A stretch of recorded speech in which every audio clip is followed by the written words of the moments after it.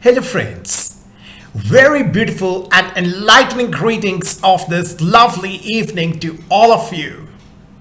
So, I, Kunal Nagpal, am feeling immensely privileged to welcome you on this great forum that is Nagpal Economic Academia. And today, my dear friends, we are basically going to go through very important developments which have taken place in our economy and also outside the national frontiers. These are very strategic matters pertaining to the overall success of the global economy as a whole. So, dear friends, firstly, I would like to begin with a very important news. That is, according to Mr. Ashwini Vaishnaw, India is actually becoming an important destination for the companies to expand the supply chain. And this statement has been given by him on a very major international forum, that is World Economic Forum, being held in Davos, that is Switzerland. So, our pioneer leader has made the statement on this great international forum with great determination. And what does this require? This requires a lot of important leadership qualities. That is, one requires leadership mastery. So, the effective leadership qualities are helping our pioneers, industrial experts, ministers to actually help evolve India as an emerging leader. As of now, it's the emerging economy, the developing economy. But as all of us can see, as we have been discussing in all our sessions, majorly every economy, be it the developed economy or the developing economy or any international institution, be it IMF, be it World Bank, all of them are praising India's success. They are very amazed to see the overall policy framework of our country. And this has been made possible only by a very useful trait, that is leadership mastery, which our leaders are possessing. So before I begin, I would like to talk about very important traits required by a successful leader in order to make a particular venture, a particular project successful. So, at leadership positions, you cannot differentiate between leadership effectiveness and personal effectiveness. Who you are begins to come through very quickly. Whether you are insecure or courageous, aggressive or permissive, trustworthy or manipulative is easily evident. Thus, in order to be a greater leader, you have to be willing to examine your personality traits and reform your inner being. Pursuing this deeply is the journey of personal mastery. And personal mastery is the real pathway to the leadership mastery. I repeat, personal mastery is actually the real pathway to leadership mastery. Here is another way to consider this. The junior management roles require managing specific tasks. Middle management requires managing processes. Senior management and leadership requires managing people besides developing strategies. Most leaders end up spending significant time on people-related issues, that is the HR-related issues. However, the most effective leaders know how to manage themselves, as we remember the very basic definition of management is the art of getting things done from others. The personal mastery entails raising our overall self-awareness, living in alignment with our core values, clarifying the purpose of our life and work, and taking personal responsibility of our inner thoughts and outer behavior. Now, when you embark on this journey, not only does it make you a more successful leader, but it also directly contributes to greater happiness, deeper relationships, and fulfillment. Now, dear guys, after having developed a very, very broad understanding in a strategic manner about a very important trait of being a successful leader, let's move to explore the various intricacies expressed by Mr. Ashwini Vaishnaw on the International Forum, that is WEF 2023 at Davos, Switzerland. India has actually emerged an important destination for the companies worldwide to expand their supply chain footprint, with the government undertaking several initiatives such as the PLI schemes, that is the production linked incentive schemes, and abolishing archaic laws and compliances. Communications, IT and Railways Minister Mr. Ashwini Vaishnaw has said, people basically want effective and resilient supply chains. Mr. Vaishnaw said during a discussion at the World Economic Forum 2023 in Davos on Wednesday, adding that cost efficiency is no longer the sole factor for the supply chains to be differentiated. The supply chains have to work with whatever the magnitude of global disruption may be, he said, pointing to various global disruptions in the last few years, as all of us are aware of. That is the rising geopolitical tensions, rising enmity among various nations, the COVID pandemic, Ukraine-Russia war, and all these factors are actually gradually intensifying. That's why our global economy has got fractures from various sides. These are the global disruptions, but still, as quoted by the respected minister, Mr. Ashwini Vaishnaw, the supply chains have to work with whatever the magnitude of global disruption may be. There would be many supply chain partners who are actually looking at alternate geographies or new places, the minister said.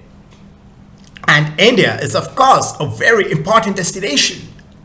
Mr. Vaishnaw said assembly activities have increased in India over the last 1.5 years, and a wider component supply chain is shifting into the country. Homegrown companies are actually building the components as well as playing a critical role in many parts of the supply chain, he said. And that is what is very, very encouraging. It is adding jobs. It is creating new economic opportunities, the minister said. And are we likely to do more PLIs, that is the production linked incentives? Yes, for example, for hardware, for servers, for laptops or PCs. This approach has worked quite well, and there would be more and more sectors. The production linked incentive scheme for handset manufacturing was launched in 2020 with the basic aim of attracting the manufacturers from dominant geographies such as China and Vietnam. On the back of this particular scheme, India is attempting to catch up with the two countries which still lead the world in mobile phone exports.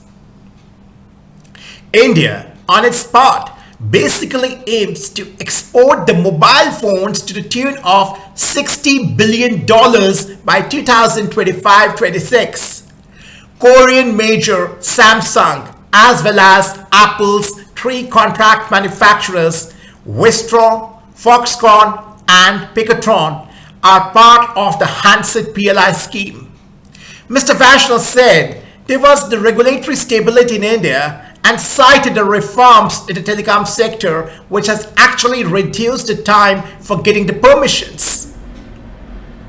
He said, Earlier, it actually used to take 7 to 8 months for the permission for the telecom tower. But now, in 70% to 80% of the cases, it actually happens instantaneously. The things are improving sector after sector, the minister said. Space has been opened to the private industry. There are young startups who are now launching the satellites. So this is really commendable, the way in which our respected minister, Ms. Ashwini Vaishnaw, has counted on the core strengths at a great international forum. And this really means a lot. And that's why the traits of the successful leader are being lived by our pioneers, by our industrialists, by our corporate strategists, by our ministers. And that's why we are on the verge of becoming a global leader. Yes, mind my words, we are about to become a global leader in no time. Now, the next significant development is related to developing more and more international trade with regards to the Indian economy. According to the US Trade Agency, it is actually working on 200 projects in India. The US Trade and Development Agency, that is USTDA, on Wednesday, that is on 18 January 2023, said it is actually working on around 200 projects that will basically unlock investments worth $37 billion in India.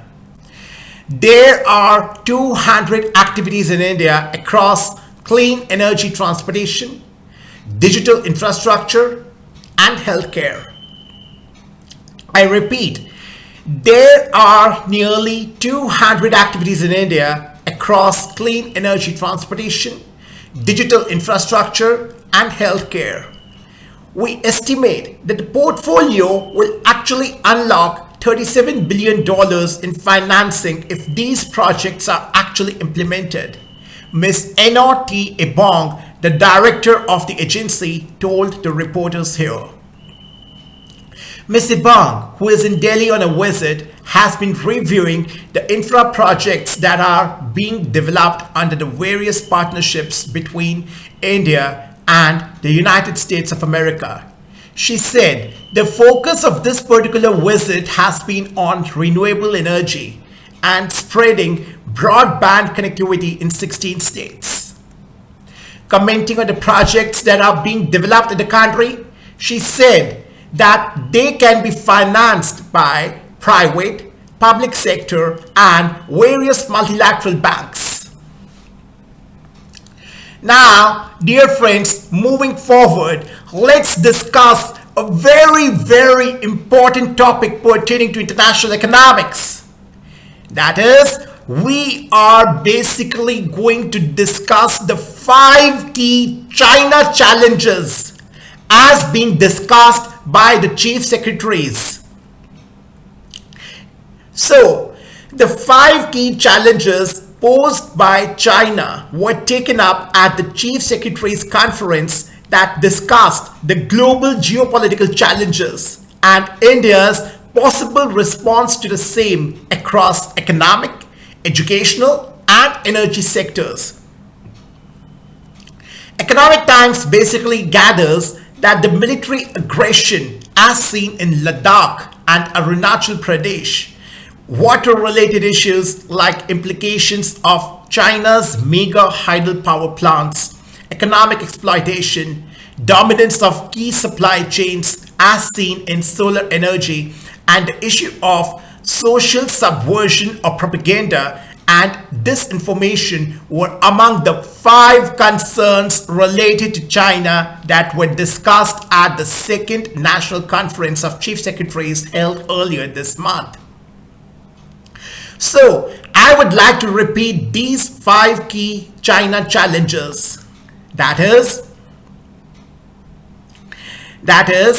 the economic exploitation, dominance of key supply chains as seen in solar energy, issue of social subversion or propaganda, then the mega hydropower plants of China, and disinformation. These are the 5 basic concerns related to China.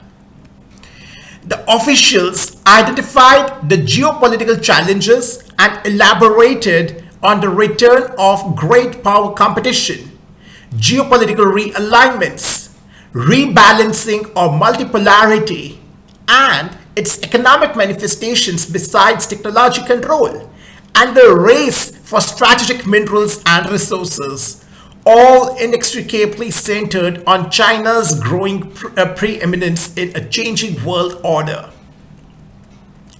So, economic and military threats and coercion were also listed as a new geopolitical challenge besides the fracturing of global value chains, both linked to China. I repeat, economic and military threats and coercion were also listed as a new geopolitical challenge besides the fracturing of global value chains, both linked to China. Moreover, the problem of climate change, coupled with India's high dependence on imported crude and gas, that is 80% and 50% respectively, and the basic difficulty of transitioning to the renewables amid import dependence were highlighted.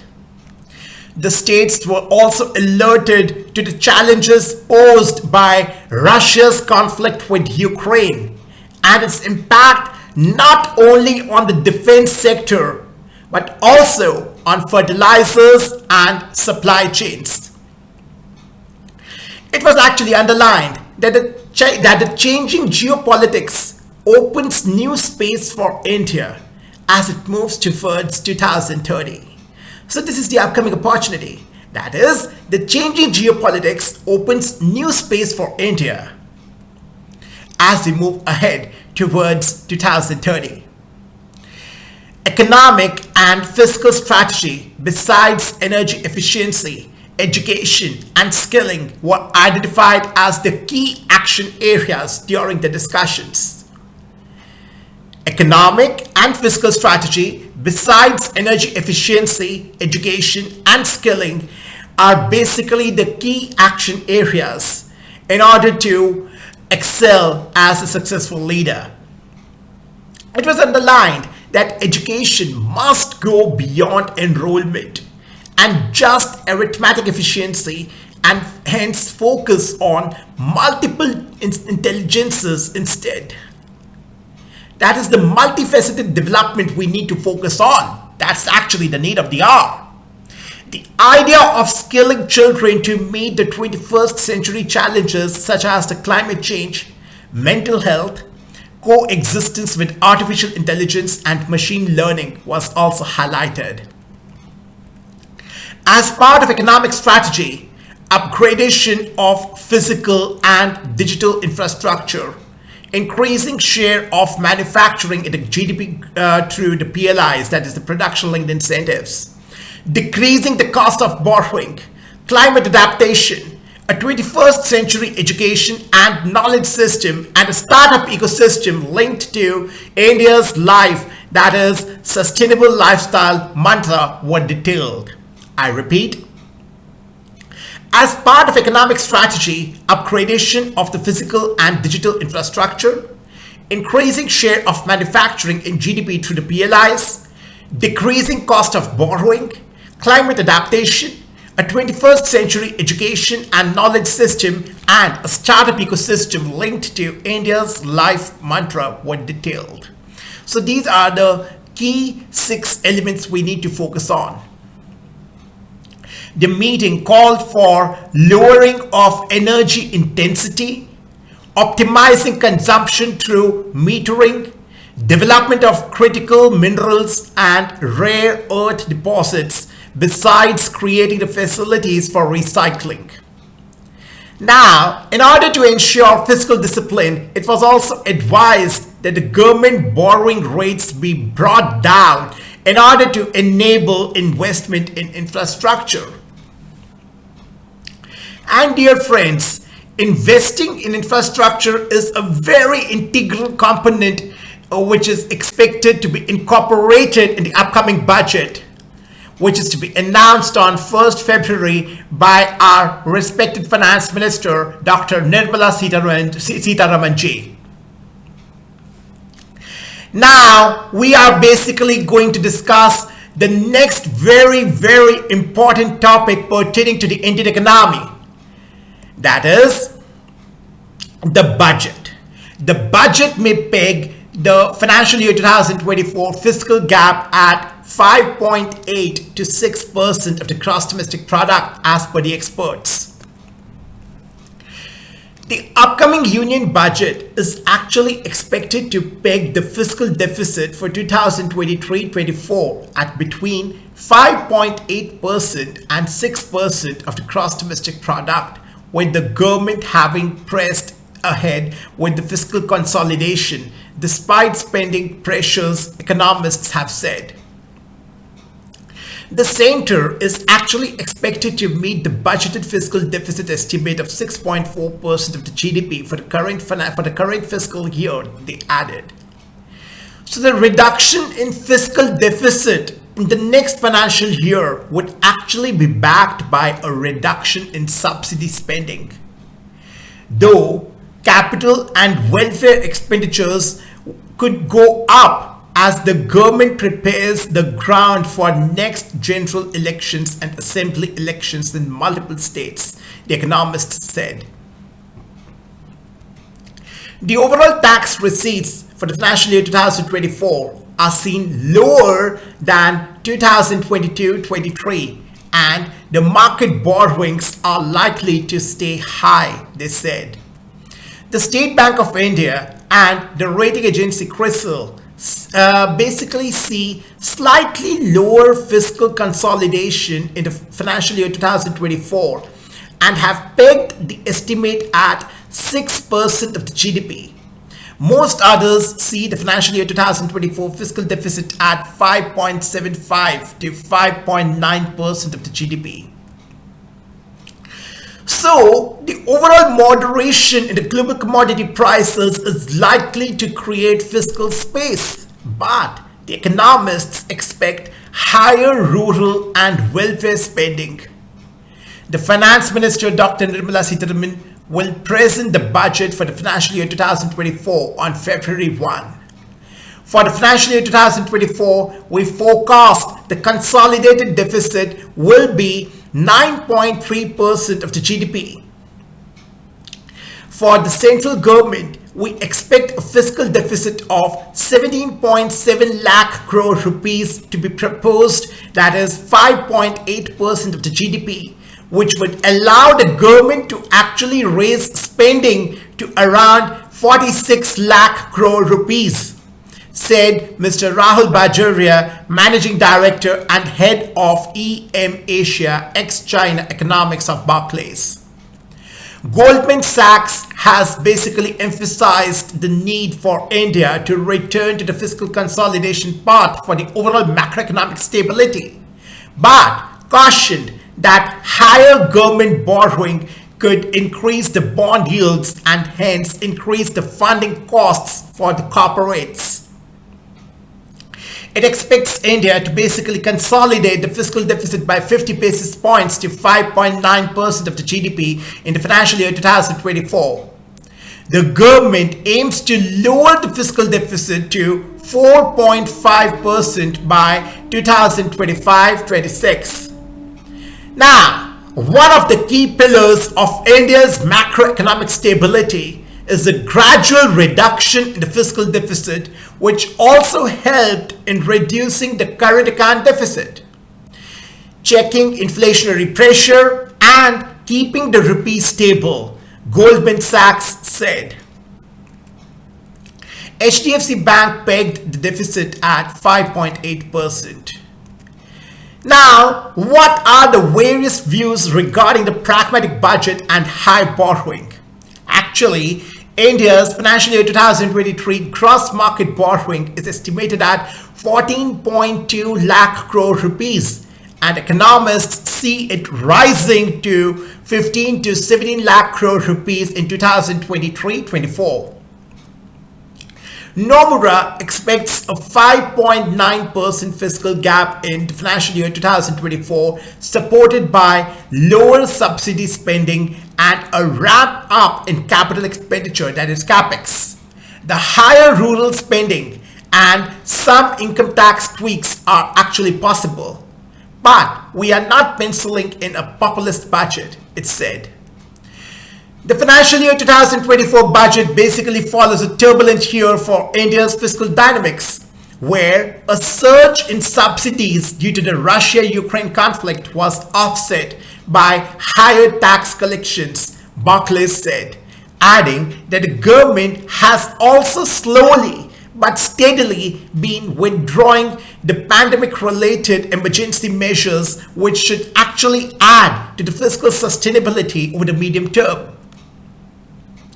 The government last month, that is in December 2022, got the parliamentary approval for gross additional expenditure of 4.36 lakh crore rupees for the fertilizer and food subsidies, payments to the oil marketing companies for the domestic LPG operations, and additional funds for the Mahatma Gandhi National Rural Employment Guarantee Scheme.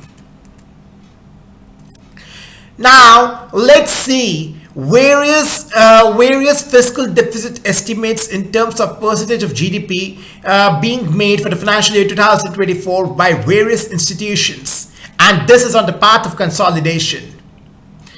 Nomura expects it to be 5.9%, HDFC estimates it to be 5.8%, Goldman Sachs 5.9%, Chrysler 6.0%, ICRA 5.8%, Bank of Baroda 5.75 to 6%, Barclays 5.8%, Morgan Stanley 5.9%, SBI 6.0%, and ICICI Securities PD to be 5.8%. So it's in the range of roughly 5.6 to 6%.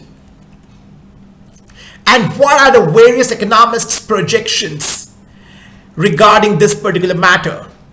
Firstly, they project the fiscal consolidation to continue and budget unlikely to be populist.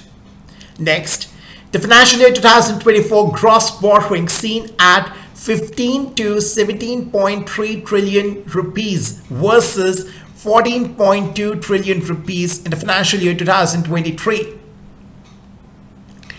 Lower fiscal deficit is the key for macro stability amid global uncertainty. 26% lower food fertilizer subsidies to basically trim the financial year 2024 deficit. Divestment target to be actually low. The financial year 2024 direct tax mop up to grow 12%. GST collections seen 14% higher. Now, dear friends, after having developed the broad perspectives regarding the upcoming budget, wherein we have considered various insights regarding the overall objective of reducing the fiscal deficit and achieving the path of fiscal consolidation, various experts have given their insights. And so it basically outlined the main essence of the union budget is basically expected to peg the fiscal deficit for 2023-24 at between 5.8% and 6% on a majority basis of the gross domestic product, with the government having pressed ahead with fiscal consolidation despite spending pressures, various economists have said. Now, my dear friends, let's move forward to see how the budget is set to boost the schemes linked to scheduled castes, scheduled tribes, and senior citizens. Actually, the union budget is set to give a major push to the social sector, especially the schemes directly benefiting the scheduled castes, scheduled tribes, and senior citizens, ahead of the elections in 9 states and the union territory and the parliamentary polls next year, said people aware of the matter. The thrust is likely to be on infrastructural creation in scheduled caste and scheduled tribe dominated districts, they said, with enhanced allocation for construction of residential schools and hostels for the scheduled caste and scheduled tribe students, care homes for the senior citizens, and under Pradhan Mantri Ldrshp Yojana to basically improve the basic infrastructure facilities in the villages with more than 40% tribal population. The most crucial intervention in the budget for 2023-24 is likely to be on funds allocated by the central ministries for the scheduled caste and scheduled tribe welfare.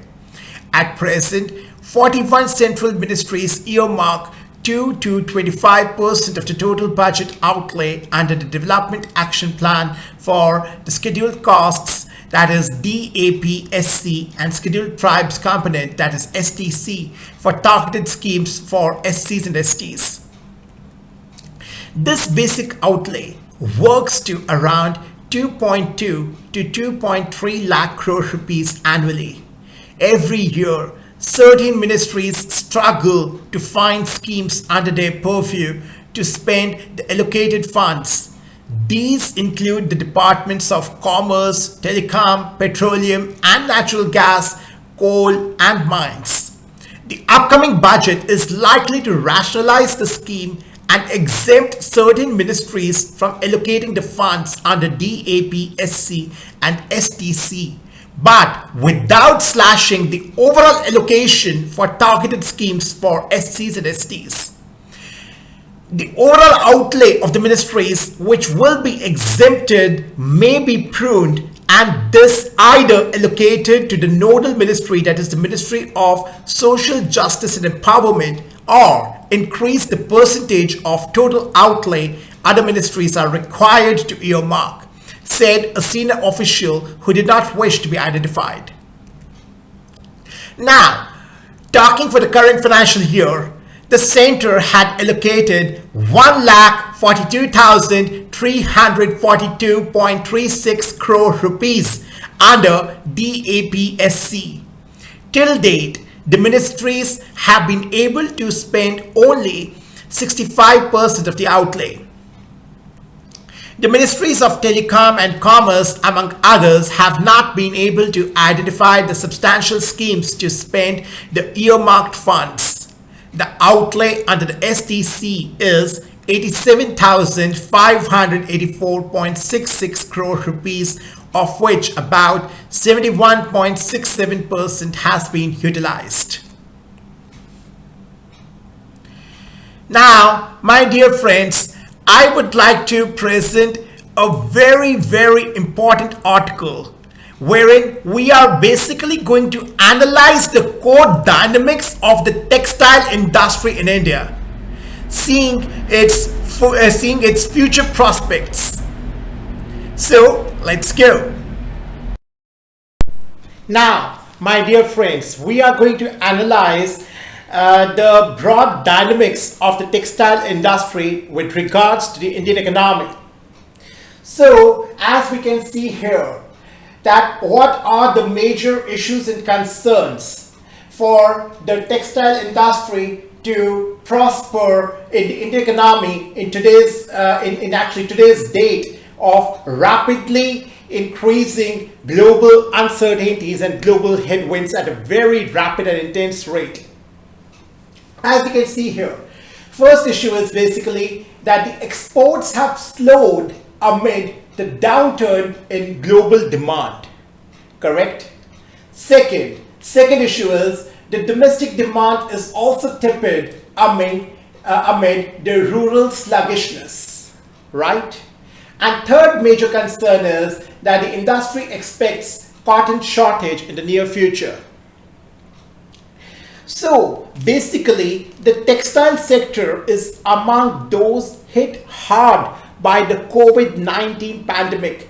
And just when the production and exports began recovering post-COVID pandemic, the ongoing Russia-Ukraine war and its spillovers of high inflation and monetary tightening knocked down the sector as the developed markets slowed.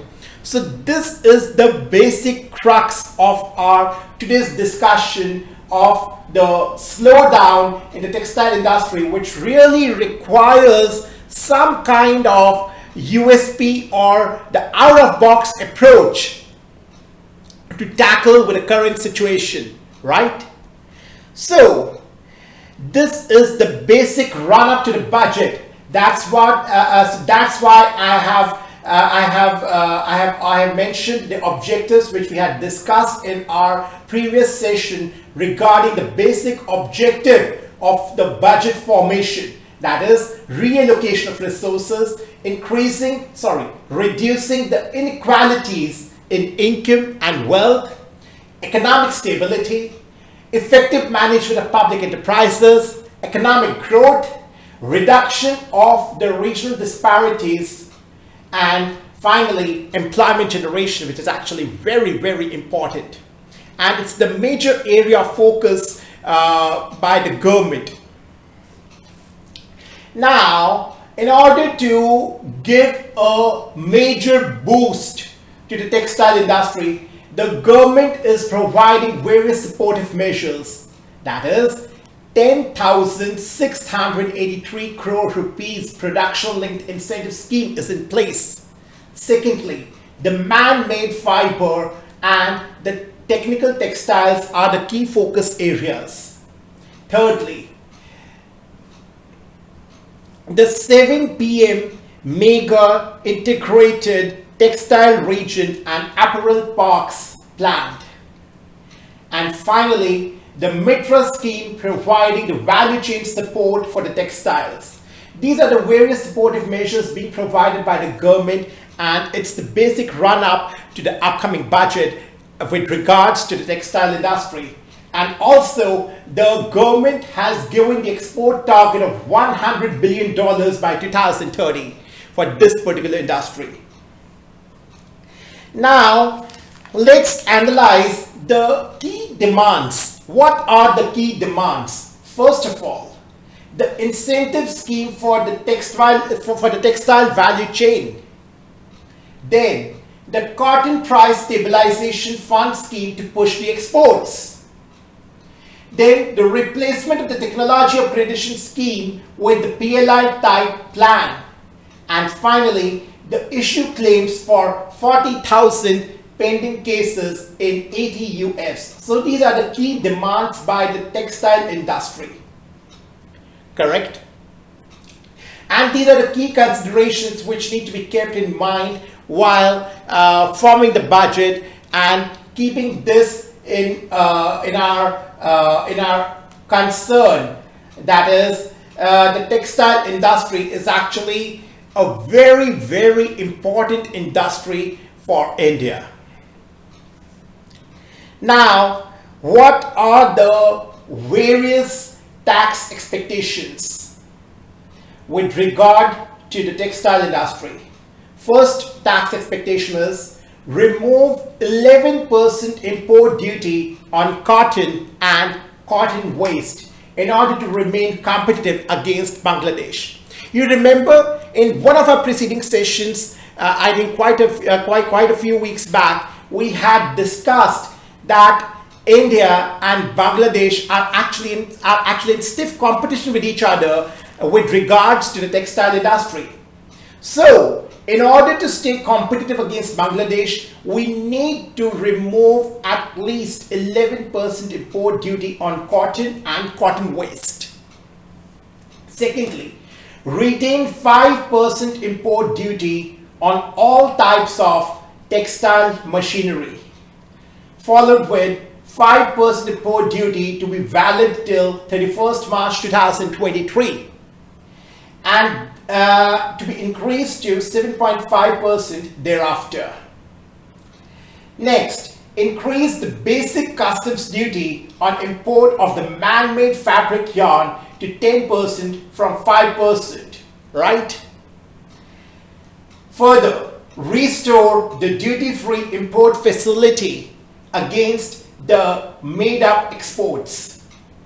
And finally, covered the cotton yarn exports under 3% interest equalization scheme. So these are the various important considerations from the point of view of tax expectations with regard to the textile industry. And these are very, very strategic in order to be competitive, in order to stay competitive and to give a major boost and to encourage the further booming of this particular industry in the Indian economy. Keeping in mind that we are facing a very, very adverse global economic scenario as of now, and obviously it's expected to intensify in the near future. That is, in the times to come, the intensity of the global headwinds is actually expected to intensify. I repeat the global headwinds once again. That is, the textile sector is among those hit hard by the COVID-19 pandemic, and just when the production and exports began recovering, the ongoing Russia-Ukraine war and its spillovers of high inflation and monetary tightening knocked down the sector as the developed markets slowed. So, this year's budget will play a paramount role in our economy because, first of all, the overall performance of the Indian economy is being highlighted across the globe because of our extraordinary leadership strategies and our overall policy framework to deal with the current times. Secondly, today's sensitive time actually calls for capitalizing on our core areas of strength, and to maintain that momentum and also to further accelerate that momentum, we need to work very hard by planning in a very, very strategic and proactive manner. That is, what all precautions we need to take in order to minimize the overall wastage of resources. Hence, the effective resource optimization strategies are the basic keys to deal with the current times in a very, very effective manner. And that's why I have discussed the broad dynamics of the textile industry in detail by presenting this chart in the form of a diagram, so that you have a proper clarity of the economics of this particular industry. So, I hope you have found this particular session very, very strategic for enhancing your overall knowledge regarding the key matters of major concern.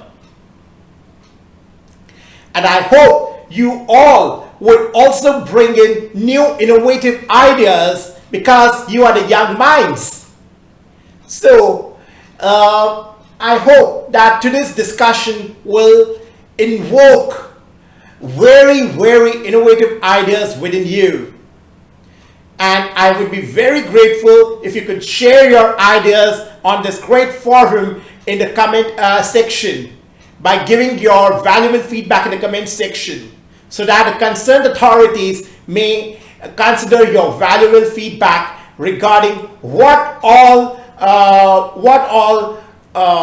steps we need to take more effectively to be a leader. That's what we had begun our session with. That is mastering leadership.